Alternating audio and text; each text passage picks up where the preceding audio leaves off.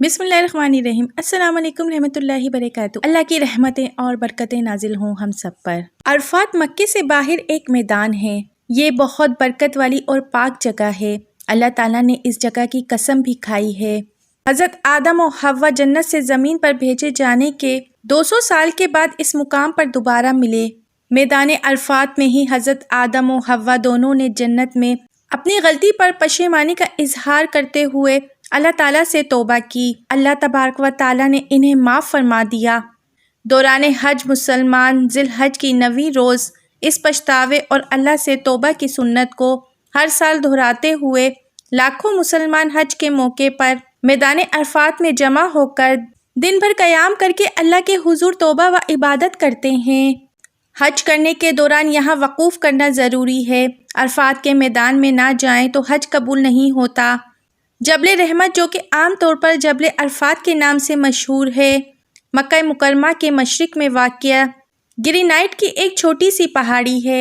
इस पहाड़ी पर नबी करीम सल्लल्लाहु अलैहि वसल्लम ने खुतबा हज्जतुल विदा दिया था।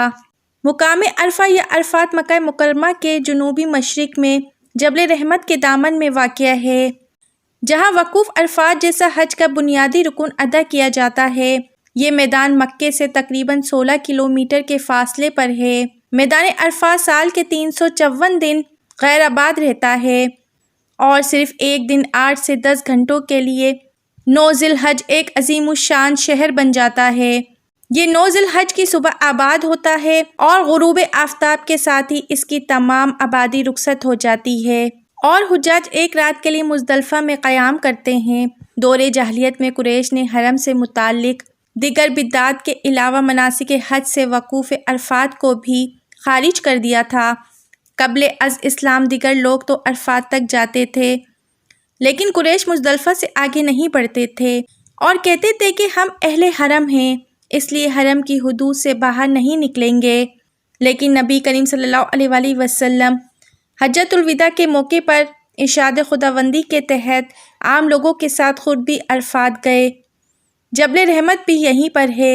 ये वो मुकाम है जहाँ बहुत से औलियाए कराम और पैगम्बर अलैहिस्सलाम तशरीफ़ लाए थे और खुदावंद करीम के हुजूर सर झुकाया था। हाजी यही कोशिश करते हैं कि इसके करीब डेरे डालें। अरफात के मैदान में एक बहुत बड़ी और ख़ूबसूरत मस्जिद है। इस मस्जिद को मस्जिद निमरा कहते हैं। मैदान अरफात मक्का से 13 मील दूर मशरिकी सिमत में ताइफ के रास्ते पर वाक़या है। ये शुमाली जानिब अरफात एक पहाड़ी सिलसिले से मिला हुआ है। ये मैदान हुदूद हरम से बाहर वाक़या है। ये मैदान 10 मील लंबा चौड़ा है। लोग मिना से बसों और सवारियों में यहाँ आते हैं। यहाँ भी खैमे किराए पर मिलते हैं और हाजी इस मैदान में खैमे लगा कर रहते हैं। मैदान में जिस तरफ नज़र जाती है खैमे नज़र आते हैं। हज के महीने की 9 तारीख को अरफात में हाज़िरी देनी होती है। एक मस्जिद बतन अरफा है। ये खाना काबा की हद से करीब है। मैदान अरफात में अब अस्पताल, पुलिस चौकियाँ, होटल और फल वगैरह की दुकानें हैं। नहर जुबैदा भी यहीं है। अब ये नहर ऊपर से ढाँप दी गई है। इसके 3 करीब तरीन मायने पहचान के हैं और वो 3 ही मुख्तलिफ रिवायतें मिलती हैं। पहली रिवायत है जब हज़रत आदम अलैहिस्सलाम और अम्मा हव्वा जन्नत से ज़मीन पर उतारे गए तो वो एक दूसरे से बिछड़ गए थे। हज़रत आदम अलैहिस्सलाम के बारे में कहा जाता है कि वो श्रीलंका की एक पहाड़ी सरनदीप पर उतरे थे, जहाँ इनके कदमों के निशान की रिवायत भी मिलती है। अम्मा हव्वा को जद्दा के मुकाम पर उतारा गया था, जहाँ इनका मज़ार भी है। हज़रत आदम अलैहिस्सलाम रोए ज़मीन पर ख़ुद को तन्हा महसूस कर रहे थे, इसलिए वो अम्मा हव्वा की तलाश में निकल पड़े और इसी अरफात के मैदान में इन दोनों की मुलाकात हो गई। यहाँ दोनों ने एक दूसरे को पहचान लिया था। दूसरी तवज्जो ये है कि हज़रत इब्राहीम अलैहिस्सलाम को हज़रत जिब्राइल अलैहिस्सलाम ने मनासिक हज सिखाए थे, जो उन्होंने जान लिए थे। इसी जानने को अरफा कहा जाता है। तीसरी तवज्जो ये है कि इस मुकाम पर लोग अपने गुनाहों का एतराफ़ करते हुए तौबा व इस्तग़फ़ार करते हैं।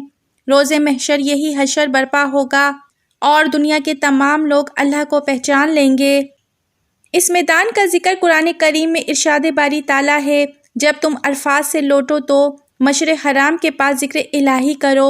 सूरह बकरा आयत नंबर 198। हुजूर अकरम सल्लल्लाहु अलैहि वसल्लम का फरमान मुबारक है, वक़ूफ़ अरफात ही हज है।